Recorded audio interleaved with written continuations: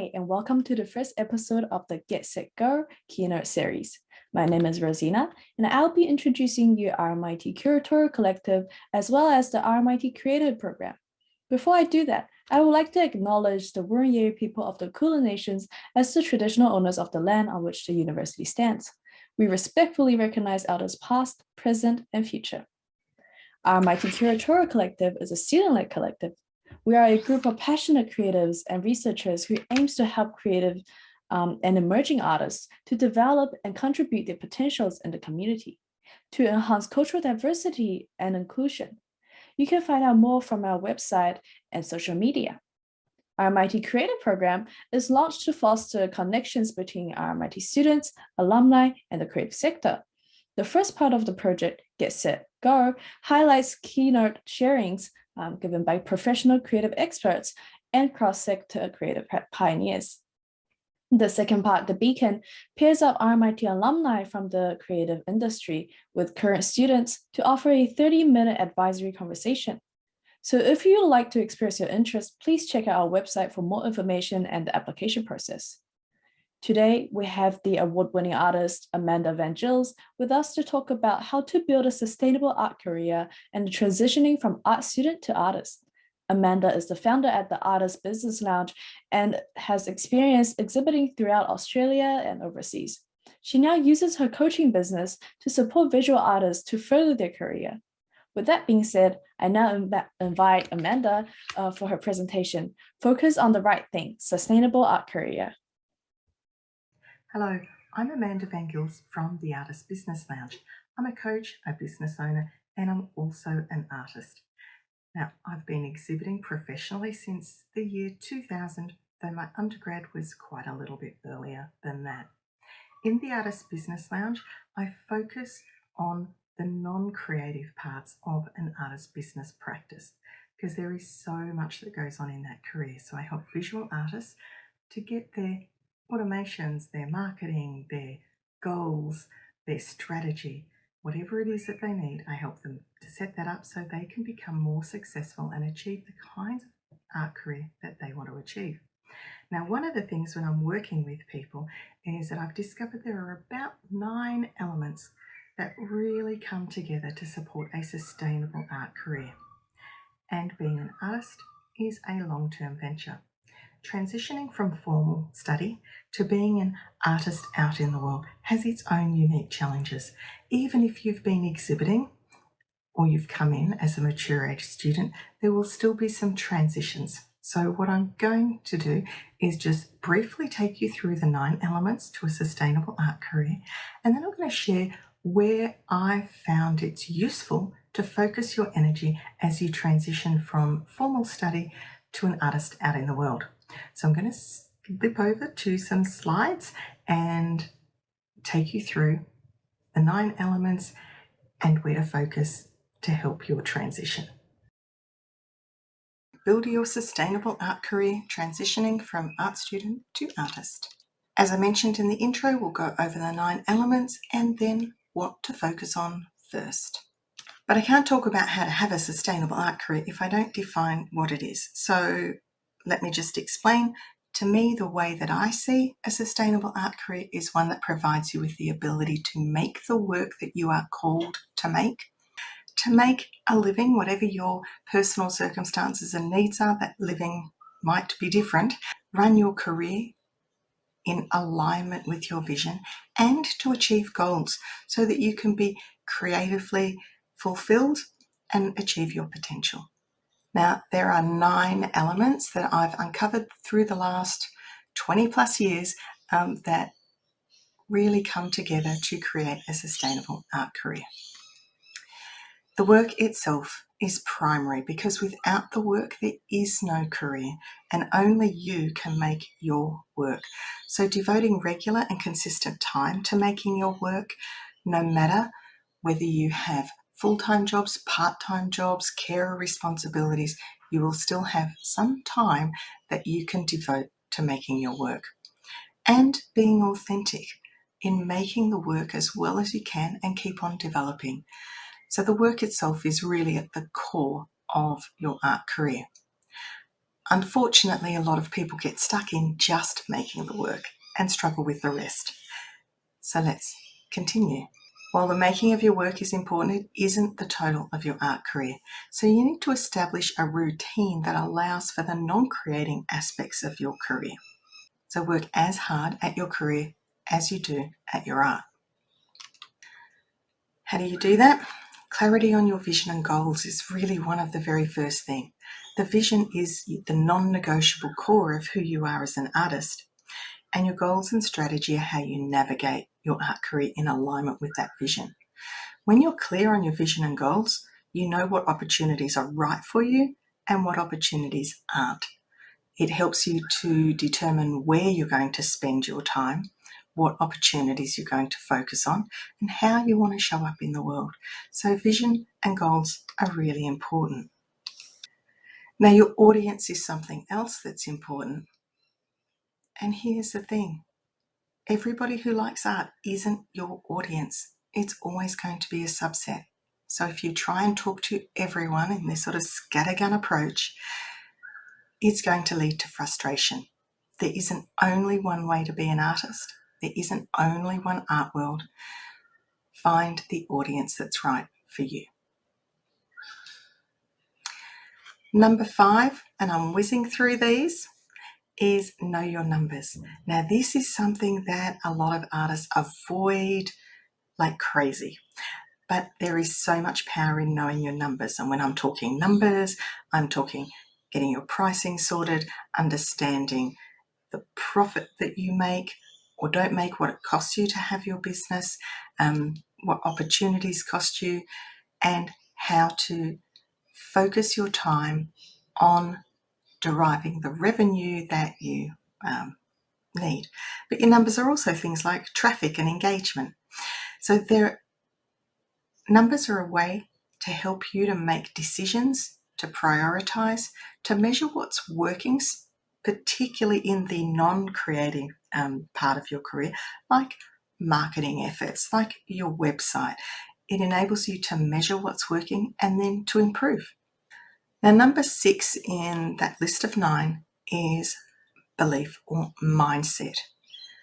Your mindset is one of the biggest impacts in whether you're going to have a successful and sustainable career or not.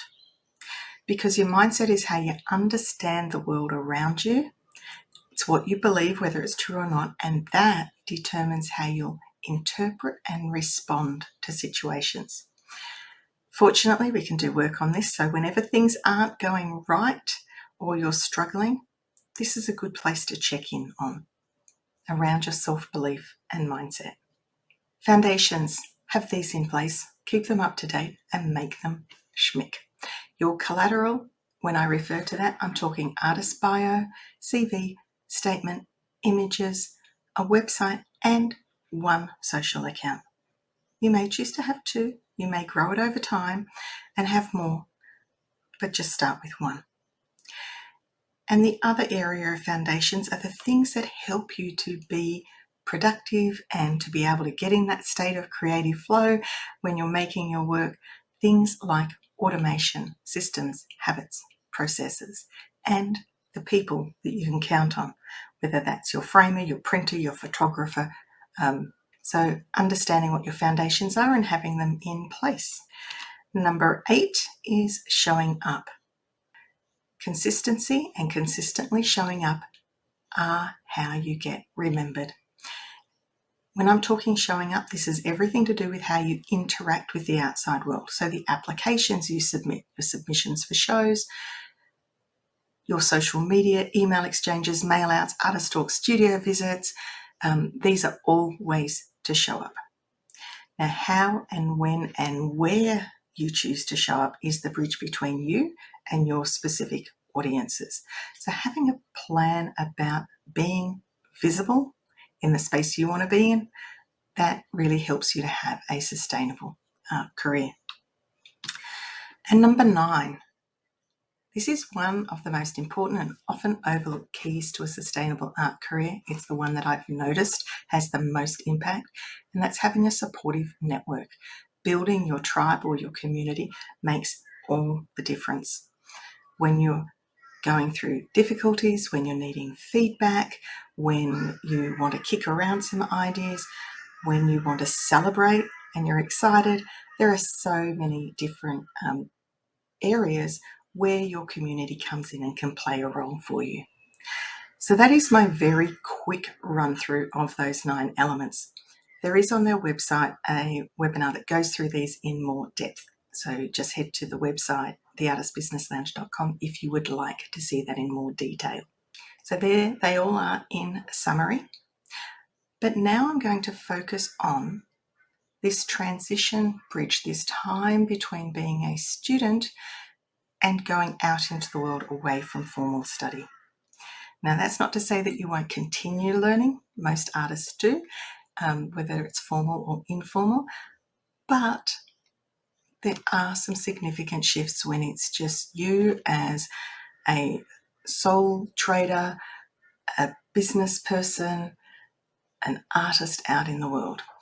You don't have to have all 9 elements in place right from the start. Most artists don't. But from art student to artist, there are going to be some shifts. You got where you are today with what you've done so far. And you should celebrate and congratulate yourself for what you've achieved today. It's fantastic. And now you get to go as far as you like. Wherever you are right now, as Arthur Ashe said, start where you are, use what you have, do what you can. I love that quote because it means that no matter where you are, no matter what you have or haven't achieved yet, there is always a way forward. I find that a really helpful quote. So as you transition, here are the first things that I encourage you to focus on, because these are going to help you make the shifts that we talked about, and they're going to help you to cement a good foundation here.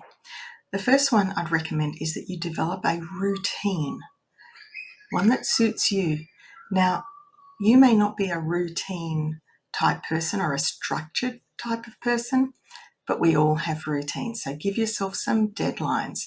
Create some structure that works for you, because the only structure that you have when you're an artist, in fact, when you're self-employed in any kind way, is the structure that you create. So be mindful to have a routine.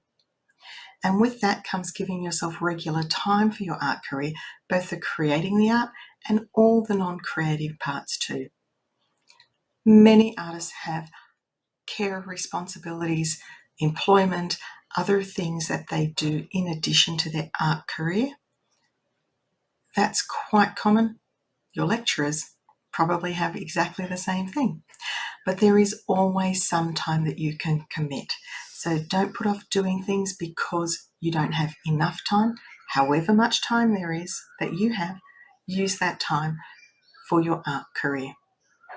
Now, what's going to help you with that time and with that routine is to set some goals, because they're going to help you make the transition away from a more structured environment, because you've got something that you're working towards and aiming for. So get some goals, no more than 3, even 1 good goal, so that you can focus on that to help you shift. Now, that goal may be an opportunity that you create. One of the things that people get a bit caught up on is waiting for somebody to offer something, or waiting for someone to approve and accept submissions. Now, you don't have to wait for someone to give you an opportunity if that's not happening. Create your own. Build your community. Create opportunities with your community. And the other thing I want to say on opportunities, because you often will get things that will come your way, opportunities for exposure, opportunities for a pay-to-play arrangement, all sorts of opportunities will come in. They're not all going to be the right opportunities for you, and more opportunities always exist. So you don't have to say yes to opportunities that aren't right for you.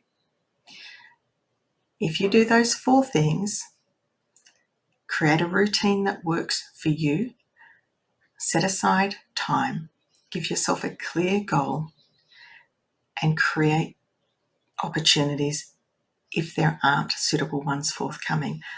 Those things will help you to transition. And then look at all of the other elements the 9 elements, and start to integrate them into your practice. Learn more about the business that you are in and continue to develop. Now, just on this final point, a lot of people get asked, when are you going to do a real job, or challenges about being an artist is not a proper job. This is something that I've heard through my art career, through my network over years, and through my coaching experience. So I just want to say that being an artist is a worthwhile profession. Even if some other people don't understand it, you know that it is, and I wish you every success. So that was the wrap up of the 9 elements for a sustainable art career, and my recommendations on the things that you would start to do. Now, I have provided a PDF guide that has action steps on each of those 9 elements, and I've made them available to the team at Curatorial Collective. So if you'd like that PDF, please ask and they will provide that for you. Thank you so much for watching. If you have any questions, you'd like to stay in touch and access resources from our website and social media, you'll find us at The Artist Business Lounge, Instagram, Facebook, and on the web. Wishing you every success. That was a resourceful presentation from Amanda. Thank you. And please check out their social media for some of the materials you mentioned. Tomorrow, we will have another presentation by registered psychologist Trisnasari Fraser to talk about uncertainty and well-being in creative occupations. Remember that part 2 of the RMIT Creator Project, The Beacon, gives current RMIT students an opportunity to have an advisory conversation with RMIT alumni from the industry. It is an amazing opportunity, so please check out our website for how to apply. And lastly, part 3 of the program is Find an RMIT Creator. It is a database of RMIT alumni in the creative sector to enhance RMIT's professional community and encourage partnerships and collaboration opportunities. So if you would like to stay up to date with what we do, you can follow us on both Facebook and Instagram. Thank you for watching. See you soon.